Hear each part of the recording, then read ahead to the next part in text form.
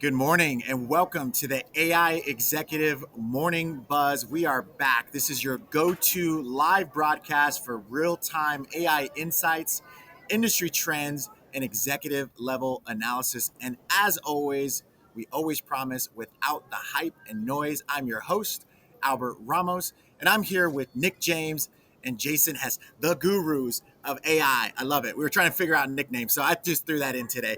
Let's jump right in. So here's our agenda for the next 30 minutes as you're driving to work, getting your sip of coffee, your workout in. By the way, I want to give a shout out behind the scenes, our new marketing intern, Samantha. She's doing some great work already behind the scenes, keeping us in check. So here's what we're going to go through. It's going to be all things education, AI and education. We've been waiting for this episode. There's a ton to talk about. So we'll talk about the great equalizer in education through AI. We'll also talk about some exciting things around the Y Combinator's release of an AI grading assistant, and then some other things if we have time. So why don't we kick it off with AI as the great equalizer in education? Jason, I know you've been doing a lot of research here. Let's kick it over to you first. Yeah, so AI in education has been probably from the early days of generative AI and OpenAI releasing their capabilities was the most disrupted. Every student figured out, oh wow, I can start writing my term papers using AI. And so many school districts went to lockdown first. Yeah, I remember Fairfax ISD, one of the largest independent school systems in Northern Virginia, they locked it down saying no one can use AI to do this. And over the next 12 to 14 months, they've started to kind of swing that pendulum and realize what are the opportunities. And there's a lot of opportunities for students, but there's also a lot for teachers. Think of all of the effort that a teacher must go to prepare a curriculum for their students for the day. And most of the time they're teaching to the middle of the class. Now with AI, you can say, based on this curriculum, how can I teach for reading levels A, B, and C, and be able to then have that, as well as, oh, I've got two students that are multilingual. How can I have one learn from Vietnamese, and how can I teach one that's primarily in Spanish? So this is giving and unlocking teachers opportunity to really customize how they're being able to deliver the content to the students. And yesterday was St. Patrick's Day, so you can easily start tailoring your agenda and what you're going to speaking to based on different events. So this is a great way for teachers to really start harnessing the value of generative AI to help them with some of the tedious work that they do on a daily basis. Yeah, that's so good. And I want to hear from Nick on this one because Nick, I know you're passionate about it. I'm curious, right? It almost feels like, and let me know what you think, Nick. I feel like the students, though, are pretty much running the game right now. They're ahead of the adoption gap, right? It looks like the students are excited. Most students are excited about AI and they're using it more. We see that in the headlines, and the teachers and our education departments, locally are just a little behind there. But it sounds like there's some good work uh, based on what Jason's saying too. It sounds like we're starting to get the education departments, teachers, starting to use these things more to be more efficient, productive, and actually, hyper personalize the education experience. What are your thoughts? I think the I think that it was a really big shock, and it was very shocking to teachers that there's this technology out there. And I remember a similar reaction happening when Google came out, and Google was supposed to destroy libraries, and that no students would ever go to libraries again because Google existed. Don't mess with my So libraries. yeah, Don't mess with my library. don't mess with my library Linda, man. My library Linda back in the day. She was my favorite librarian. But I think there was an overreaction, and I think that the students obviously are more prone to adopting quicker, right?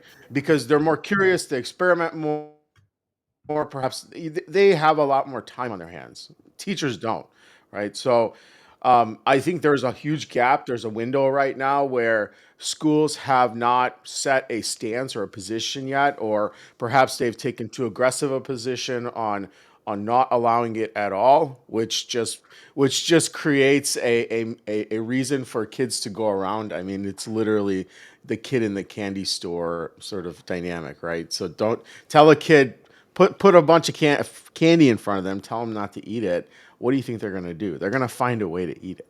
So there's the too aggressive, there's no position, and then there's like I think there's embraced, and then there's like I guess there's another extreme to that. But I think that sort of in between, that balanced version is embraced, is where the teachers have acknowledged it. They are encouraging proper use of it. The faculty has invested in technology that is approved for students to use. So now they're encouraging use of AI, but on platforms where students can't necessarily use it to cheat. So I think that uh, schools like that, and NISD is one of them that we work with at Wycliffe AI, that does a good job of that. I love that, and not to give up all your information here, Nick, but I know that you come from a family or have a family member, right? Shout outs to Christina. I know she watches sometimes. She's in the Yeah. education system. How do you use AI from an education point of view in the home? And I'd love to hear from you too, Jason, on this, because I know you do some things as well. I think if we can give the audience some practical use cases in our homes, and I'll make sure to share one of mine as well, with something recent. But how do you do that, Nick?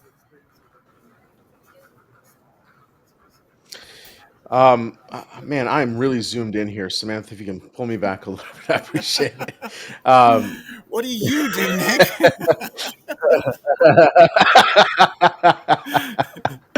I um, You're on the hot seat. I I'm in the hot seat. Yeah, it's okay. We'll get it fixed. So we at home, there's also a varying interest. It's funny because my wife is very much a Luddite. Okay, and this is no, I'm not casting dispersions on her. A Luddite means she's just still writes. If she could write checkbooks, if we still got checkbooks, checks from our bank, she would still write checks.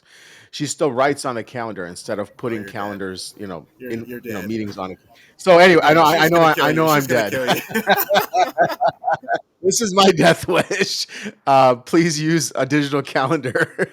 Uh, no, so she's like that. So my oldest is very much like that. But then the gradient starts to get lean towards my side as you get younger. So my middle, Jasmine, she's really open to this, and then Giovanni's really open to this. So we use opportunities, like, for example, I had the kids use AI to make pictures, and then we transitioned into making coloring books, and then I had Love them that. take a script of prompts that generated the top 50 cat breeds to generate a coloring book.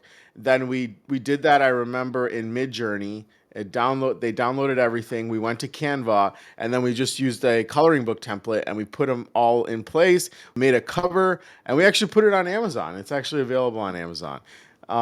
I mean, it's probably made like 700-800 bucks, but that's pretty cool for a family project, you know. It sounds like it's a profitable flow through too. I like it. I like it. It is. Okay. I'm putting them to work. Yes, I love it. Well, it's funny because my dad used to always just make me pull weeds. Now we have AI. I like this one better. Jason, what about you? What are some case studies that we can share with that you can share with the audience, Yeah. specific to AI and education? So I think for my family, we do a lot of utilizing the AI voice capabilities and build your choose your own adventure type of reading and learning. That is And so my son cool. gets a kick out of that because when he hears his name being included into the story, he just really gets excited about that, and it really um, makes it come to life to him if he feels that he's with his friend Rexy the T Rex as they're going on their adventures and things like that. So it's been great. But there's also a lot of other capabilities to help students, not just what was worried about in the beginning of giving students the answer, but utilizing AI as an assistant to help you learn the topics and get more exposure and be able to really strengthen your knowledge in those topics. And I know we've got a product that we're building to be able to help students with that, to help the emotional as well as the educational side of that, as well as other capabilities that are out there that can help not give the students the answer, but teach them how to do that and be a complement to those teachers that are spending all this time trying to educate them. By utilizing this, having the parents be included in it really can change the direction of students and how they get excited about school and learning. That is huge, right? We're talking about teachers, but we're also talking about it's a big hot topic, right? Especially domestically around parents being involved in the education system with their child, having the choice and being the spokesperson, right, on behalf of their kiddo, which I think is great. And I love that using AI to be able to do that. And again, hyper personalizing the education experience because in past it was kind of a cookie cutter. You either thrived or didn't, and didn't really take into consideration for the most part your learning style, right? And now you can do that. I love that. So you mentioned how White Glove actually plays in this space quite a bit. And Nick, I'd love to go back to you because I know you're very passionate. This has been for quite some time. And actually, we don't promote it a lot. And I think this is a good opportunity today to do that on You don't. how, we just had Yeah. Melissa Kraft. As we were chatting with her, she's a CIO of Frisco, an amazing conversation on building smart cities, right? And White Glove's been a big part of that. But also, if you lift up the hood on how we give back to students in our community, and to our kiddos, White Glove's been on the map for quite some time. Do you want to walk us through what that looks like? Yeah, and I want to apologize for Samantha. That was my AI camera that zoomed really close in on my face. That was not your fault. Skynet, uh, Skynet. no, yeah, yeah. We do go to like career fairs, and we interact with kids. We have an apprenticeship program, and that's what Samantha's on right now. She's not a kid; I mean, she's in college, but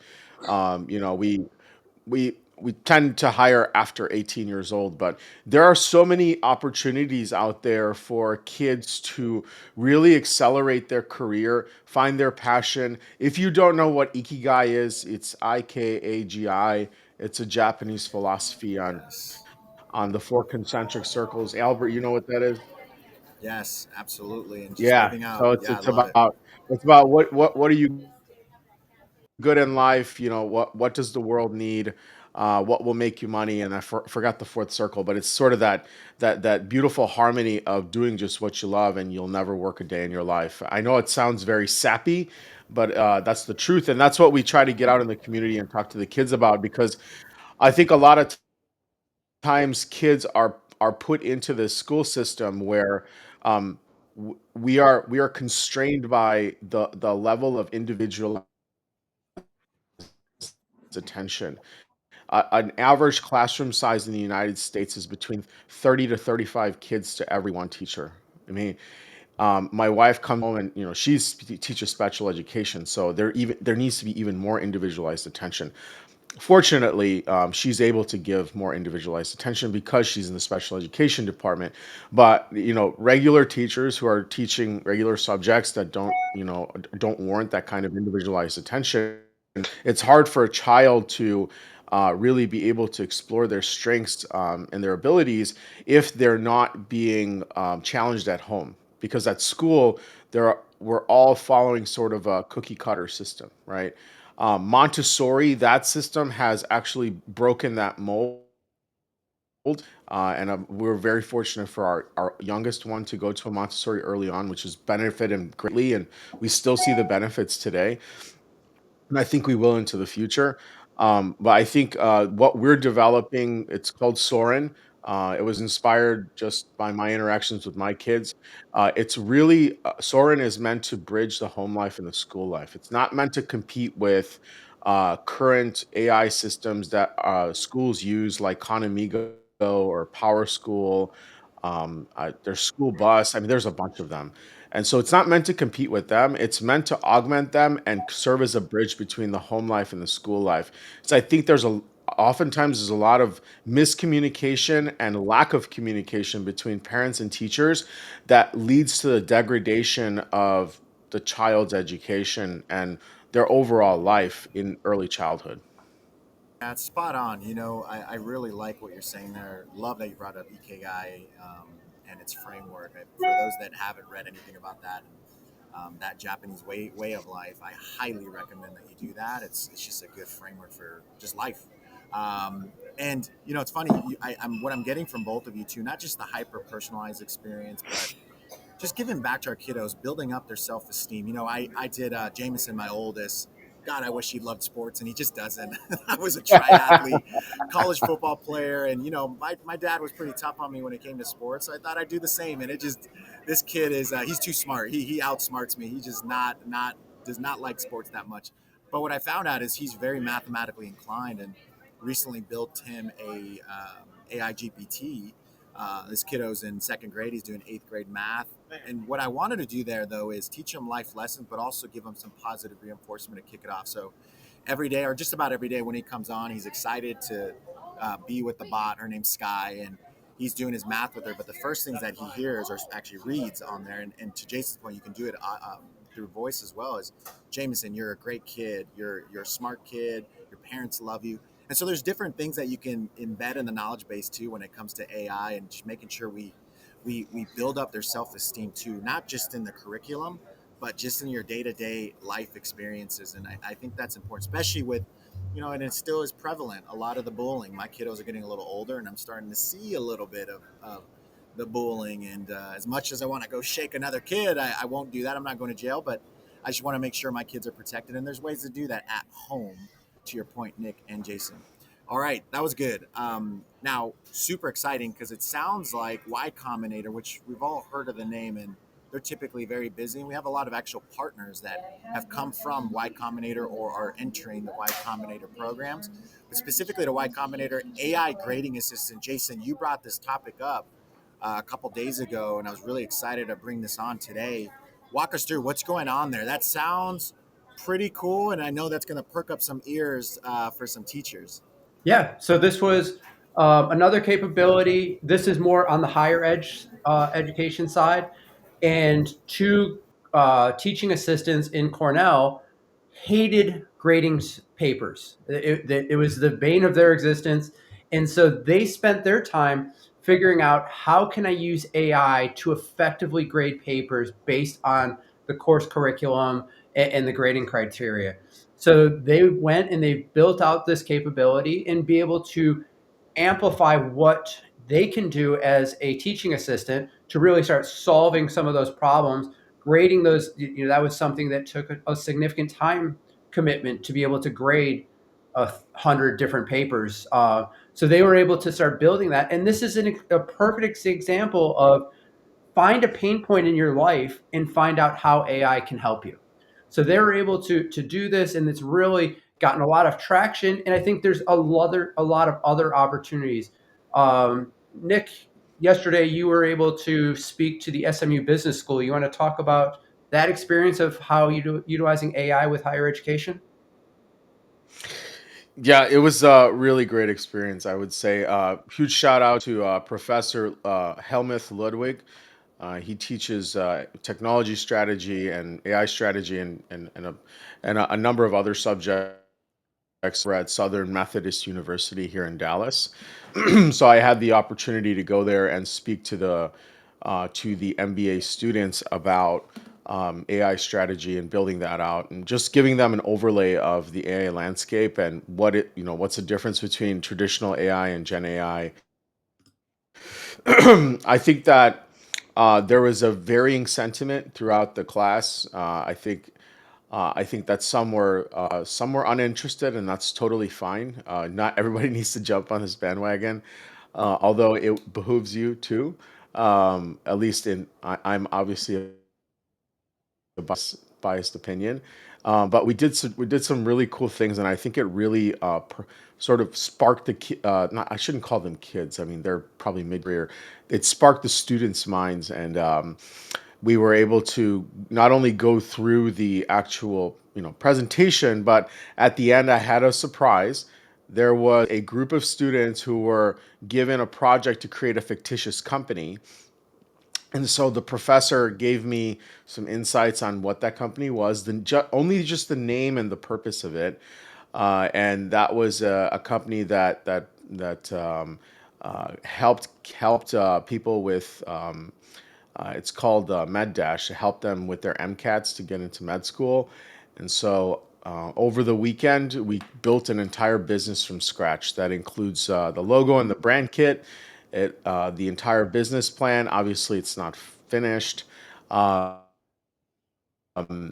we built the entire pitch deck with financials, projections, the TAM Sam SOM, and then finally, what was really impressive was the landing page and a part of the application, which looks really, really good.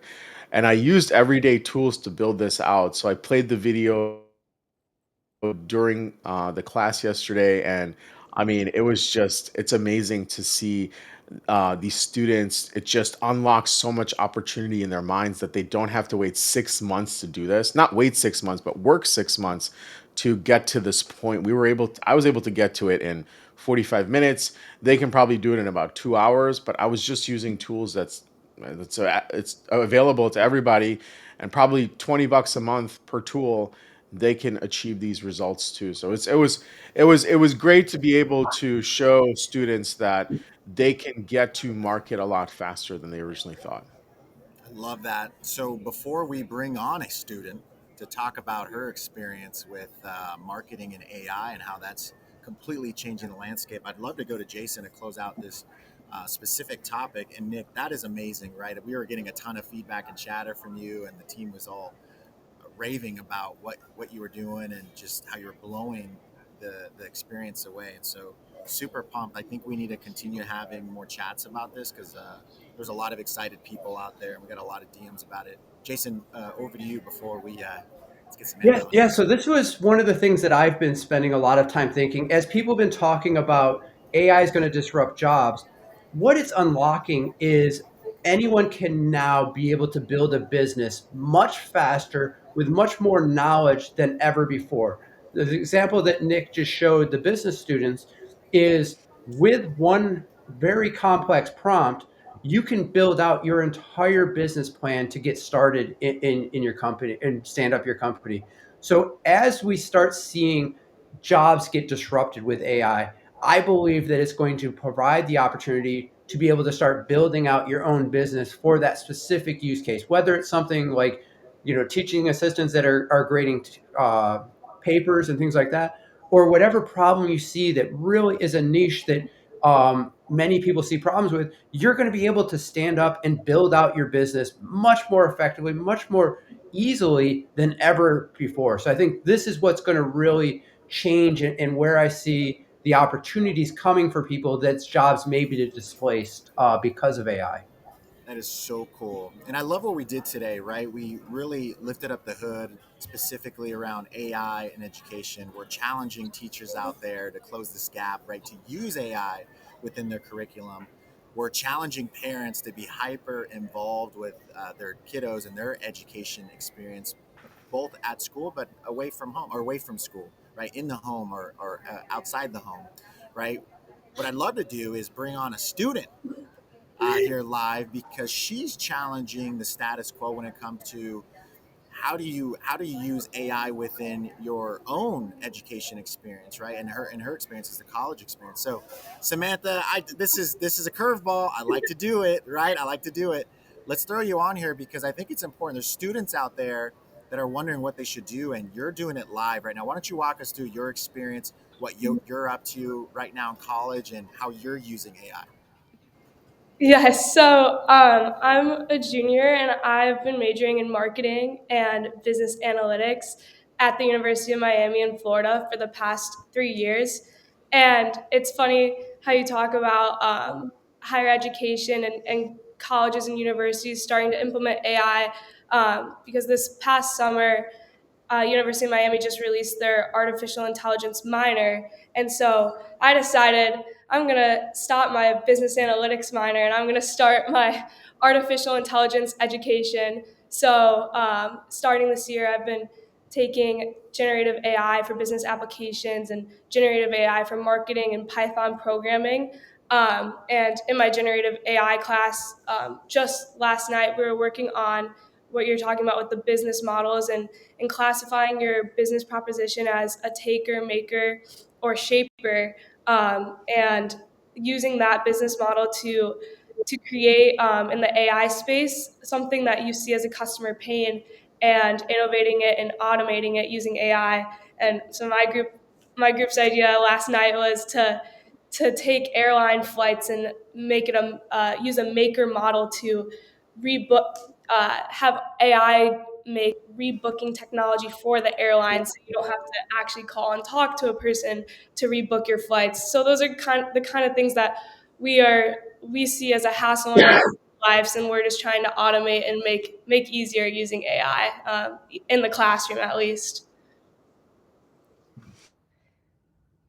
That's awesome. It looks like we lost Albert there with Samantha. I love that you're already doing that. And which remind me which university? It's University of Miami, correct? Yes, yes, Okay, it's great, University of great. Miami. Okay. So I love that you guys are already doing that, thinking this way. I think it's fascinating that, kudos to your teacher for unlocking this way of thinking for you, and the taker, maker, shaper. I want to hear more about that later. But thank you for joining us. This is Samantha's first episode, everybody. And like I said, unfortunately, we lost Albert. He was at the airport. But he sends his regards to everybody. We're very excited for everything that's happening in the education space.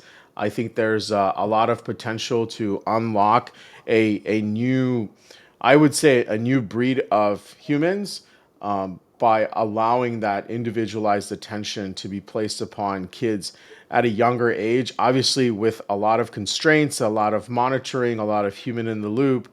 But I think that we can really start to give kids the opportunity to explore what they were put on this earth to do at a lot younger age, and not have to rely on archaic sort of, I would say, cookie cutter built programming, right? Because that's what we had to use because we had no other choice. Now, AI can augment the teacher in the classroom and provide individualized attention to each child, which is completely, it's fascinating. So I'm going to go ahead and close out the show now. I would love for you all to engage with us. We are on, I just want to remind you, we are live streaming on LinkedIn, YouTube, and X every morning. Every Tuesday, Wednesday, Thursday morning at 7:30 a.m. sharp Central Standard Time. We are cutting up all of this content, putting it on YouTube Reels. We are on Instagram Reels. We are Reels or Stories. I'm not sure. I don't know the difference between the two. We're on TikTok. We're on X once again. Am I forgetting any others, Jason? LinkedIn. LinkedIn, yes. We're on LinkedIn. So we are expanding as we go along. We're even considering Twitch, but we really want to get out to all the communities out there and help them understand all of the beauty and magic that we're seeing every day here at the AI Executive and White Glove AI. So that's it for today at the AI Executive, the Morning Buzz. A huge thanks to Albert, although we lost him. Huge thanks to Albert for expertly hosting every single time. For Jason for all of your insights, and now Samantha for the background coordination, jumping in, even getting a little bit of FaceTime or airtime, excuse me, as we end every show, as Albert ends every show. Stay curious, stay innovative, and we will see you every Tuesday, Wednesday, Thursday morning, 7:30 a.m. Central Standard Time. So that's tomorrow. We'll see you tomorrow morning. Thanks, everybody.